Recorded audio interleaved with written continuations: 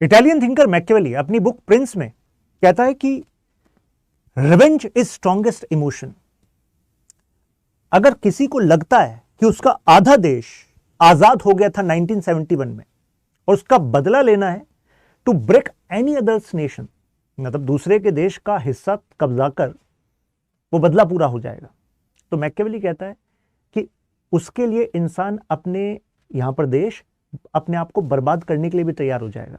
तो we need to be vigilant about this revenge and strategy. Bangladesh से जो infiltration India की साइड हुआ, जिससे कि Assam, West Bengal and other north east states के बॉर्डर डिस्ट्रिक्ट्स में बांग्लादेशी पॉपुलेशन इस पिछले कुछ सालों में बढ़ गई, तो क्या इसमें कोई लार्जर पॉलिटिक्स तो नहीं है कि डेमोग्राफी इज वन टूल, उसके बाद इंटेलिजेंस एंड कोवर्ट ऑपरेशंस। अब जब ये बाहर से आई पॉपुलेशन है, इसको आइडेंटिफाई किया जाएगा, वहां पर कॉन्फ्लिक्ट भी होंगे, उनको डिपोर्ट भी किया जाएगा, तो कहीं ऐसा तो नहीं कि वहां पर एक नई फोर्स जन्म ले लेगी जिसको बांग्लादेश, पाकिस्तान, टर्की मिलकर सपोर्ट करना चाह रहे हैं, इंस्टीट्यूशनल सपोर्ट देना चाह रहे हैं, और उसके पीछे एक रेडिकल इस्लामिस्ट आइडियोलॉजी को कह रहे हैं कि ये एक हम सल्तनत बांग्ला बनाएंगे, ग्रेटर बांग्लादेश बनेगा। तो कहीं ये 7 स्टेप्स में एक लार्जर कॉन्स्पिरेसी तो नहीं है इंडिया के अगेंस्ट। देखिए, इतिहास हमें सिखाता है कि जब भी देश की सिक्योरिटी की बात आती है तो स्ट्रेटेजिक रडार पे हर वर्स्ट पॉसिबिलिटी के लिए पहले से ही तैयार होना चाहिए। रिसेंटली अपडेट ये है कि जो इनकी अंतरिम सरकार के लीडर हैं मोहम्मद यूनुस, उन्होंने एक बुक गिफ्ट करी है टू पाकिस्तानी जनरल। उस बुक को कहा जा रहा है आर्ट ऑफ ट्रम्प। उसमें बताया गया कैसे जुलाई में रिवोल्यूशन हुआ, अगर वो सही में रिवोल्यूशन था, क्योंकि रिवोल्यूशन का मतलब होता है स्क्रैच से कुछ नया क्रिएट करना उस देश में। हो सकता है स्टूडेंट कम्युनिटी की यू कैन से एस्पिरेशन तो यही थी, लेकिन वाकई रिवोल्यूशन था ही नहीं था, वो तो आगे पता लगेगा। कहीं ऐसा ना हो कि वो बाहर के कुछ पावर्स हैं जो अपने एजेंडा को सेट करना चाह रहे हैं और उसी के थ्रू ये किया गया है। खैर, राज्यसभा में ये सवाल भी पूछा गया था, whether government is aware of the emergence of a radical group backed by Turkey in Bangladesh involved in promoting greater Bangladesh। तो ये कांग्रेस के नेता हैं सुरजेवाला, उन्होंने सवाल पूछा था। तो MEA की तरफ से जवाब भी आया था कि यस वी आर विजिलेंट, यानी कि भारत हर एक गतिविधि पर अपनी नजर बनाए हुए है और उसके काउंटर एक्शन जो है उसके लिए हम तैयार होंगे। रिगार्डिंग दिस हमने बांग्लादेश से चेक किया ऑफिशियल चैनल से। आप सबको पता है ऑफिशियल चैनल से क्या आएगा, वो कहेंगे नहीं नहीं ये सल्तनत बांग्ला, ये तो एक जो मैप दिखाया गया था ना, वो तो ढाका यूनिवर्सिटी के स्टूडेंट्स ना हिस्ट्री को कोट कर रहे थे। कौन सी ऐसी हिस्ट्री है मुझे बता दीजिए जिसमें सल्तनत बांग्ला में नॉर्थ ईस्ट की सारी टेरिटरीज का कंट्रोल यहां से हो रहा था, जिसमें एक पार्ट ऑफ बिहार, झारखंड, उड़ीसा को अपना दिखाया जा रहा था। तो कुल मिलाकर अनऑफिशियल चैनल्स के थ्रू यह पता लगता है कि एक मेजर अंडर करंट के through you can say civil society के लेवल पर एक वॉरफेयर चल रहा है। ये है पाकिस्तानी जनरल साहिर शमशाद मिर्जा, जिनको ये बुक गिफ्ट की है। इससे यहाँ पर पूरा का पूरा इशू क्रिएट हुआ है। ये देखिए, ये है वो मैप जो प्रोजेक्ट कर रहे हैं एज ग्रेटर बांग्लादेश। खैर, अब इसमें जरा ढाका यूनिवर्सिटी की बात कर लें तो इस पूरी स्टोरी में ढाका यूनिवर्सिटी, देन हसीना के टाइम पर रूल, उसके बाद जो अभी अल्टरनेटिव जो गवर्नमेंट इन्होंने इंस्टॉल की है वो कैसे एंटी इंडिया है, उसके कुछ स्टेप्स, फिर डेमोग्राफी को एज ए टूल कैसे इस्तेमाल किया जा रहा है, इससे सारे स्टेप्स हमें क्लियर हो जाएंगे। पहले हम यूनिवर्सिटी ऑफ ढाका की बात करते हैं। ये अपने आप में एपी सेंटर रहा है पॉलिटिकल टर्मोइल का। यहीं पर ये इस्लामी छात्र शिविर काम करता है, जो स्टूडेंट विंग है जमाते इस्लामी का। जमाते इस्लामी एक पॉलिटिकल पार्टी, उसका स्टूडेंट विंग है, तो इसको शॉर्ट में हम शिविर कहते हैं। पिछले 15 सालों में इस पर पॉलिटिकल बैन थे, तो यानी कि आप ऑफिशियल पॉलिटिकल एक्टिविटीज में एंगेज नहीं हो सकते थे।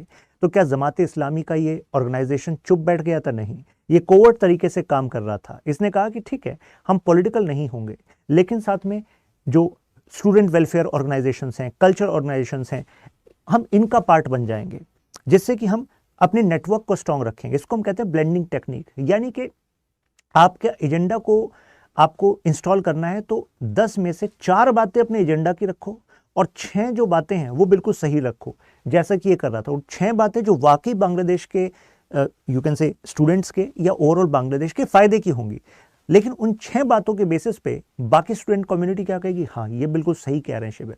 लेकिन जो 4 बातें हैं वो एक्चुअली एक पॉलिटिकल एजेंडा है जो एंटी इंडिया है और जो उस समय की अवामी लीग की जो लीडरशिप थी उसके अगेंस्ट है। खैर, ये अपना काम करते रहे। लेकिन इनकी जो पेरेंट ऑर्गेनाइजेशन जमात इस्लामी, ये वही है जो 1971 में बांग्लादेश के आज़ादी के खिलाफ थी और इन्हीं की स्टूडेंट विंग यहाँ पर डोमिनेट हो रही थी। खैर जमात इस्लामी पर क्योंकि कर्ब्स रखे गए थे तो ये अंडर करंट की तरह काम कर रहे थे। जमात इस्लामी ने पाकिस्तानी आर्मी का साथ दिया था, प्लस मिलिशियाज बनाए थे जिसमें राजाकर, अल बद्र और ये अल शम, जिन पर आरोप था जेनोसाइड करने का, मास रेप्स, मर्डर्स, इनका आरोप था।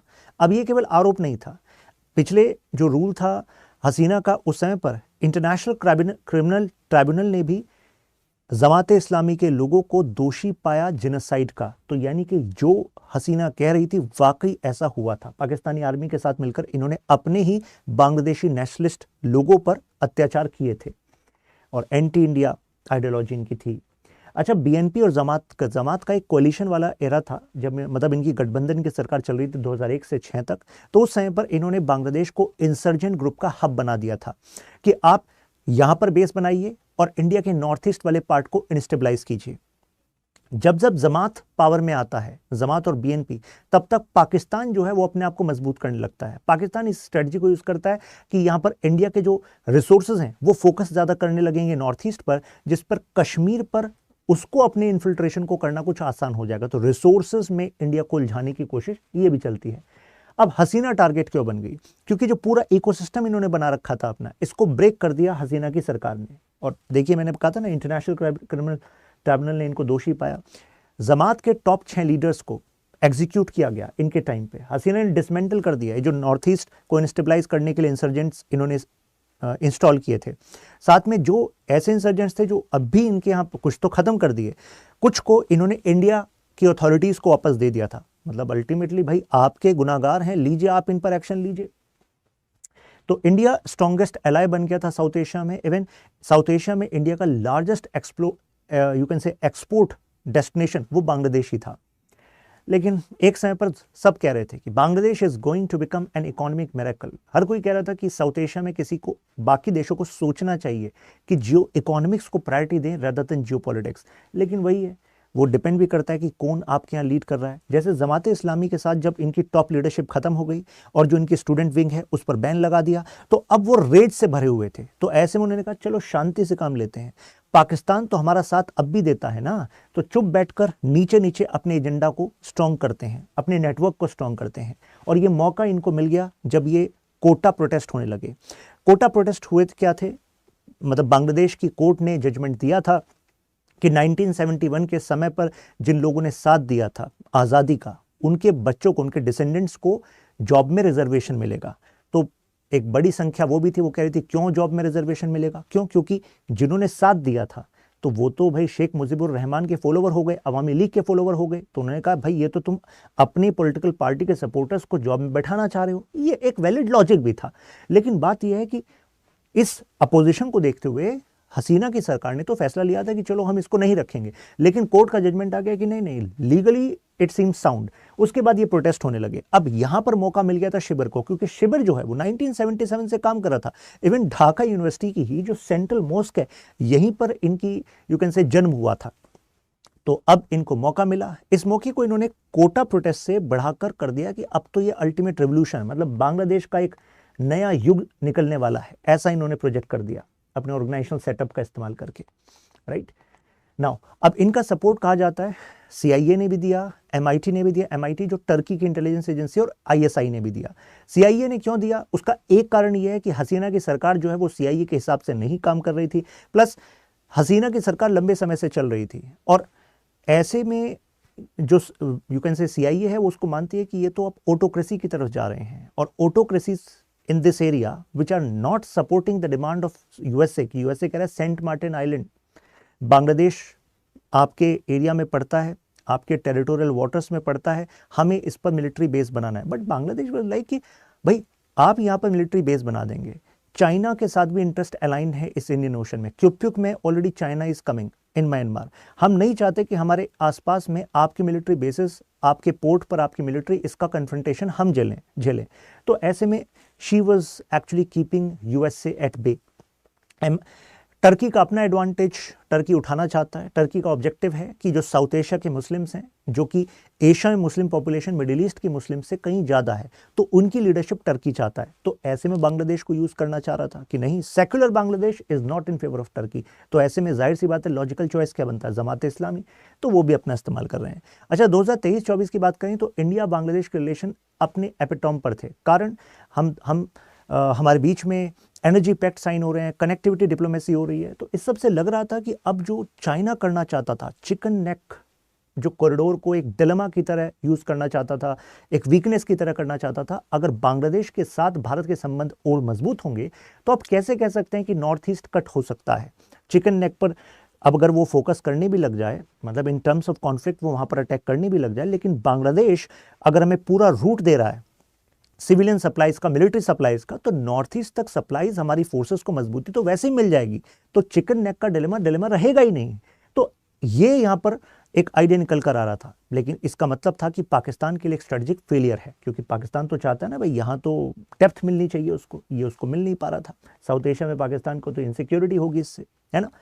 Now revolution unfold. अब इसमें क्या हुआ कि पहले लगने लगा कि ये ऑर्डिनरी है, लेकिन उसके बाद ये बढ़ने लग गया।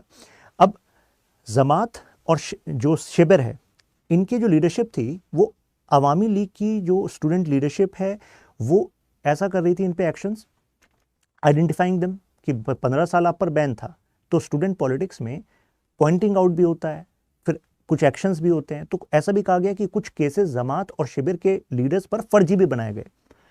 अब जब ये आइडेंटिफाई हुआ तो सीधे सा रूल है कि जब भी आम जनता को लगेगा कि पावर एक्सेसिवली यूज हो रही है, तो आम जनता एक पर्टिकुलर इंसिडेंट को नहीं देखेगी, फिर आम जनता उन सब जगह उस ट्रेंड को देखेगी, और ऐसे में फिर वो एटमॉस्फेयर बॉयल होने लगेगा। सेम यहां पर हुआ, और उसके बाद फिर देखिए अल्टीमेटली उन्होंने कहा अब तो रिवॉल्यूशन है।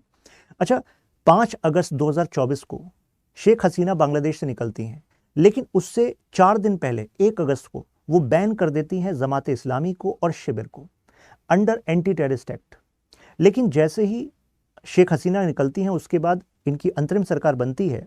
अंतरिम सरकार 28 अगस्त को इनके पुराने फैसले को हटा देती है, यानी कि जमात और शिबिर पर जो बैन लगाया गया था एंटी टेररिस्ट एक्टिविटीज का, उसको हटा दिया जाता है, और प्लस वो अंतरिम सरकार का एक भागीदार बन जाता है। तो ये शो होता है कि जो नई सरकार बनी थी ये एक एंटी इंडिया रजीम को फोकस कर रही थी, क्योंकि जमात तो भाई खुलेआम पाकिस्तान के साथ अलाइंड है। इसके अलावा और भी कुछ इंसिडेंट्स हैं, जैसे मोहम्मद यूनुस का बयान अगेंस्ट इंडिया, जैसे कि कहना कि नॉर्थ ईस्ट जो है इंडिया का वो लैंडलॉक्ड है। नॉर्थ ईस्ट कब से लैंडलॉक्ड हो गया? लैंडलॉक्ड से आप कहना क्या चाह रहे हैं? यानी कि चिकन नेक डिलेमा आप ये इंडिकेट करना चाह रहे हैं चाइना को कि दैट इज रियल, और अल्टीमेटली बांग्लादेश के जो कनेक्टिविटी प्रोजेक्ट्स हैं जो इंडिया ने किए हैं, और उसका एक पर्पस जो कि नॉर्थ ईस्ट के साथ डीप कनेक्टिविटी है, वो सब एक फेलियर है। प्लस खुद कह रहे हैं कि अल्टीमेटली इंडियन ओशन में तो ना ओनली हम ही है, मतलब ओनली पावर हम ही है, ऐसे बयानबाजी चल रही है। अच्छा, आप ओनली पावर हैं तो भाई साहब ये मैप में जो नीचे वाला एरिया है इसमें कौन है? वहां तो इंडिया है। तीसरा, जब पाकिस्तान और इंडिया के बीच में कॉन्फ्लिक्ट हुआ था लास्ट ऑपरेशन सिंदूर वाला, बांग्लादेश के पूर्व आर्मी जनरल जो कि क्लोज एड है मोहम्मद यूनुस के, उनका बयान था कि अगर पाकिस्तान पर हमला किया भारत ने तो बांग्लादेश जो है नॉर्थ ईस्ट पर हमला करके कैप्चर कर लेगा। ऐसे बयान आ रहे हैं मोहम्मद यूनुस के एड से। तो इससे लगता है कि पाकिस्तान और बांग्लादेश मिलकर इंडिया की टेरिटोरियल इंटीग्रिटी को खतरा दिखाना चाहते हैं, और ऐसा दिखाकर फिर वो बाहर से फंडिंग भी लेना चाहते हैं। For example Turkey, chicken neck dilemma, यही वाली बात। तो अगर ये कह रहे हैं कि only guardian of Indian ocean जो है वो बांग्लादेश है, तो भाई ये इंडियन ओशन में कोस्टल रीजन को देखें तो India is far bigger power. तो इसका मतलब है कि ये कुछ लोगों को जोश दिलाने के लिए, ज़्यादा फंडिंग लेने के लिए, क्रिएट करने के लिए कि yes we are standing against India, बस इसलिए इसका इस्तेमाल होता है। Now migration is a weapon. हाँ, ये एक बहुत बड़ा सेंसिटिव इशू है। कारण मोहम्मद यूनुस की सरकार ने फेंसिंग को लेकर जो काम चल रहा था, जो शेख हसीना के टाइम से चल रहा था, उसको रोक दिया। भारत ने अपनी तरफ से जो फेंसिंग कर रहा था, तो हमारे हाई कमिश्नर को तलब किया गया और कहा गया कि ये फेंसिंग अनऑथोराइज्ड है। तो इसका क्या मतलब है कि जो इलीगल इन्फिल्ट्रेशन भारत की तरफ चलता रहता है, आप उसको बनाकर रखना चाहते हैं, क्योंकि उसी एक महीने में 484 प्लस इलीगल इमिग्रेंट्स को गिरफ्तार किया गया जो इंडिया की तरफ मतलब इंडिया की तरफ आ रहे थे। और उसके बाद वाले महीनों में भारत सरकार ने कुल 2000 ऐसे इलीगल इमिग्रेंट्स को आइडेंटिफाई करके उनको वापस भी भेजा। इस पर भी मोहम्मद यूनुस की सरकार ने कहा कि नहीं नहीं, ऐसे आपको वापस नहीं भेजना चाहिए था, आपको फॉर्मल डिपोर्टेशन का प्रोसेस यूज करना चाहिए था। हमने कहा भाई आप जो फेंसिंग को स्टॉप कर रहे हैं, आप जो इसको अनऑथराइज बता रहे हैं, तो एक तरीके से आप इलीगल इन्फिल्ट्रेशन को बढ़ावा दे रहे हैं। ये ऑफिशियल रूट था क्या? तो ये सब शो होता है। अच्छा, दूसरी चीज, अगर हम डेटा देखते हैं तो आई वाज रिसर्चिंग अराउंड कि यार कितना डेटा, अगर हम बॉर्डर स्टेट्स का देखें तो उसमें कयास लगाया जा सकता है कि बांग्लादेश से जो पॉपुलेशन है वो सिग्निफिकेंट पोर्शन कवर करती है। तो वन डेटा इज सेइंग कि बांग्लादेश की खुद की सरकार ने 1981 से 91, 10 साल के बीच का डेटा बता रहा हूं, तो उन्होंने पाया कि करीब 8 मिलियन उनकी पॉपुलेशन मिसिंग है। मैं तो 1981 से 91 का बांग्लादेश का खुद का डेटा बता रहा हूं। 8 मिलियन, 80 लाख लोग गायब हैं। प्लस अगर मैं आसाम की साइड का एग्जांपल दूं तो 34 में से 11 डिस्ट्रिक्ट्स ऐसी हैं आसाम की जो इस समय मुस्लिम मेजोरिटी डिस्ट्रिक्ट्स हैं। लेकिन मेन पॉइंट यह है कि जो आसाम का बॉर्डर वाले डिस्ट्रिक्ट्स हैं, उन बॉर्डर वाले डिस्ट्रिक्ट्स में ज्यादातर जो पॉपुलेशन है वहां पर क्वेश्चन उठता है कि these are illegal you can say immigrants from Bangladesh. तो आपको नहीं लगता कि इस वाकई जो डेमोग्राफी को चेंज करना, माइग्रेशन एज अ वेपन, वो लार्जर एक स्ट्रेटेजी भी हो सकती है of the powers who want to undermine India? तो उनका ये एक स्ट्रेटेजी हो सकती है, राइट? जैसे ये प्रोटेस्ट कर रहे थे। डेमोग्राफिक टाइम बॉम्ब इसी वजह से कहा जा रहा है कि देखिए कुछ डेटा देता हूं आपको। 71 से 81 के बीच में एस्टिमेट था 2 मिलियन के आसपास बांग्लादेशी एंटर हुए थे इंडिया में। ये 81 से 91 वाला बताया आपको 8 मिलियन इनके मिसिंग थे। तो इसका मतलब है कि पॉपुलेशन ग्रोथ जो है वेस्ट बंगाल में, ये भी डेटा बताता है कि वो उससे पहले की पॉपुलेशन ग्रोथ से कहीं ज्यादा है। तो ये पॉपुलेशन आई कहां से? जाहिर सी बात है बांग्लादेश से ही पॉपुलेशन आई है। प्लस ये लेवरेज करना चाहते हैं इसको सेसेशन के लिए। जैसे कि 1971 के बाद पहली बार ऐसा हुआ, इस जो ये कू हुआ है जब इन्होंने सरकार हटाई हसीना की, कि यहां पर पाकिस्तान की आर्मी ने फॉर्मल एग्रीमेंट किया है कि फरवरी 2025 में that they are going to train Bangladeshi army.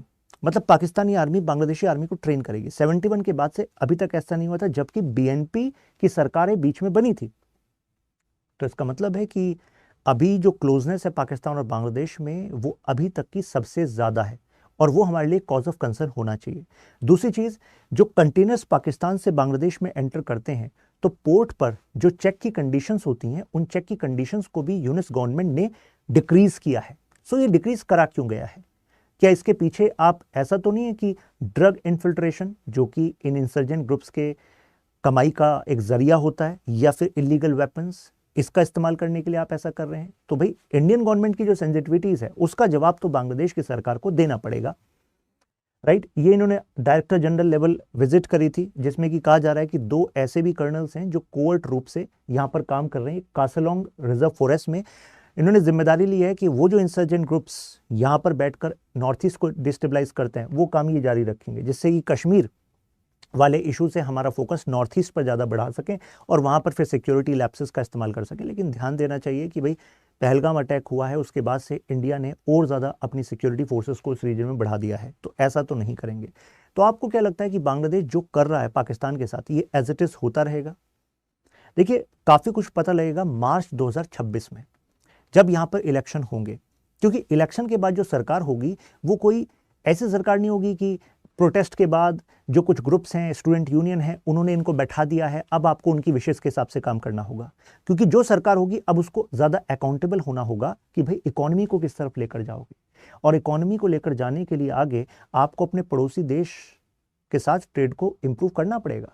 और अगर आप स्ट्रेटेजिक इनसिक्योरिटीज इंडिया के लिए क्रिएट करेंगे तो अल्टीमेटली इंडिया कुछ ना कुछ तो एक्शन लेगा।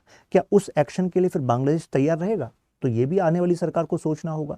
तो इसका मतलब यह है कि हो सकता है आने वाली सरकार जो है वो थोड़ा बैलेंसिंग करे। ISI, MIT जो अभी यहाँ पर काम कर रहे हैं, अभी वो कर पा रहे हैं, आगे चीज़ें शायद बदले, राइट? तो ये सिचुएशन यहाँ पे देखने को मिल रही है। अल्टीमेट एम क्या है? ये प्रोजेक्ट करना चाह रहे हैं ग्रेटर बांग्लादेश। देखो अभी इसको लाइटली इसलिए नहीं लेना चाहिए क्योंकि पास्ट में कई जो देश ऐसे क्रिएट हुए हैं, चाहे सर्बिया, कोसोवो की बात करो, तो वहां पर पहले सिविल सोसाइटी के लेवल पर नैरेटिव्स का ही वॉरफेयर था। उसके बाद फिर उनकी इनसिक्योरिटीज थी अल्बेनियन पॉपुलेशन की, कोसोवंस की, फिर उसको थ्रेटन किया गया कि देखो तुम्हारे पास और कोई चारा नहीं है, तुम्हें एक होना होगा, ग्रुप बनाने होंगे। तो इस वजह से हमारे इंटेलिजेंस एजेंसीज को, हमारी फोर्सेस को नीड टू बी विजिलेंट। देखिए स्टेप्स बताता हूं। इनका फर्स्ट स्टेप है डेमोग्राफी को चेंज कर दो। इसके लिए क्या है, माइग्रेशन को जारी रखो, वो ऑलरेडी हो रहा है, भारत सरकार अब उसको रोकने की कोशिश कर रही है। सेकंड स्टेप होता है कि ISI MIT यानी कि जो आपको इंटेलिजेंस सपोर्ट दे सकते हैं उनसे इंटेलिजेंस सपोर्ट लो, जो कि ऑलरेडी हो रहा है। जैसे कि टर्की बेस्ड जो इंटेलिजेंस एजेंसी है, इसने जमात जो इनकी पार्टी है उसका ढाका में हेडक्वार्टर बनवाया है। तो मतलब दूसरे देश की इंटेलिजेंस एजेंसी आपके देश की एक ऐसी पॉलिटिकल पार्टी का हेडक्वार्टर बना रही है, पॉलिटिकल हेडक्वार्टर, जो कि इंडिया के खिलाफ काम करती है। What is happening? साथ में टर्की बांग्लादेश के साथ डिफेंस कोऑपरेशन कर रहा है, कह रहा है कि defence we are going to handle. और यही टर्की नेवल कैपेबिलिटीज पर काम कर रहा है पाकिस्तान के साथ। तो कहीं Pakistan, Bangladesh, Turkey naval cooperation, क्या इस एंगल से कुछ ऐसा तो नहीं हो रहा जो इंडिया के लिए आगे एक चैलेंज बने? थर्ड है रिवाइव करो सपोर्टिंग इंसर्जेंट ग्रुप्स, जो कि ये करना ही चाह रहे हैं। बाकी इंसर्जेंट ग्रुप्स को भी सपोर्ट करो और कुछ नए इंसर्जेंट ग्रुप्स बनाओ। और ये टारगेट किसको करेंगे? ये गलेबल, वल्नरेबल उस पॉपुलेशन को करेंगे जो भारत में पनाह लिए हुए है, कि देखो यहां पर तुम इतने सालों से रह रहे हो, लेकिन इन्होंने तुम्हें हक दिए नहीं दिए, तुम तो यहीं पैदा हुए थे, भले ही तुम्हारे एंसेस्टर्स यहां पर आए थे लीगल इमिग्रेंट, लेकिन तुम तो यहीं पैदा हुए, लेकिन तुम्हें हक मिले नहीं, हथियार उठा लो। सेसेशन यानी कि अलग होने की मांग, और उसके बाद वेपन्स एंड ट्रेनिंग की सेंचुरी ने दो, फिर इनको ट्रेनिंग दो बांग्लादेश में और पहुंचाओ भारत में। और उसके बाद फिर इंटेलिजेंस मतलब एजेंसीज के थ्रू आप सपोर्ट लो, मतलब इंटरनेशनल रिकॉग्निशन लो। तो यानी कि जो इन्होंने अभी ये गिफ्ट करी है बुक, ये एक तरीके से आप इसको जनरल नहीं ले सकते। आपके देश का हेड दूसरे देश के मतलब ज्वाइंट आर्मी चीफ को अगर एक बुक प्रेजेंट कर रहा है और उस पर मैप वो है जो आपके एक दूसरे पड़ोसी देश का एरिया अपने में बता रहा है, दैट इज कार्टोग्राफिक एग्रेशन। तो it should not be taken lightly. तो let's look what India is going to do. तो अभी इससे पहले भी जब हुआ था, 10 महीने पहले भी एक ऐसा ही वाकया हुआ था, जब न्यूज़ आई थी कि इनके एक एडवाइज़र हैं मिस्टर यूनिस के, उन्होंने कुछ मीडिया ब्रीफिंग्स में ऐसा बोल दिया था, the idea of greater Bangladesh. तो उसके बाद हमारी MEA ने कम्युनिकेट किया था कि भाई ज़रा आप जो बयानबाजी कर रहे हैं तो उसको ज़रा संभल कर। तो हालांकि उन्होंने कहा कि नो ऐसा नहीं है, क्योंकि अगर आप बायलैटरल डायलॉग देखेंगे तो मोहम्मद यूनुस भी शो करेंगे कि नहीं एवरीथिंग इज़ फाइन। तो लेकिन अब इंडिया ये कहेगा कि everything is not fine, right? Our sensitivities need to be respected. हम इस बात पर साइलेंट नहीं रहेंगे। देखते हैं आगे क्या होता है। यहाँ पर आप मेरे साथ कनेक्ट कर सकते हैं, और ये क्वेश्चन है यहाँ पर, examine the recent challenges in India Bangladesh relations, 200 words. आप यहाँ पर इसका आंसर सबमिट कर सकते हैं। फिर मिलते हैं आपसे नेक्स्ट क्लास।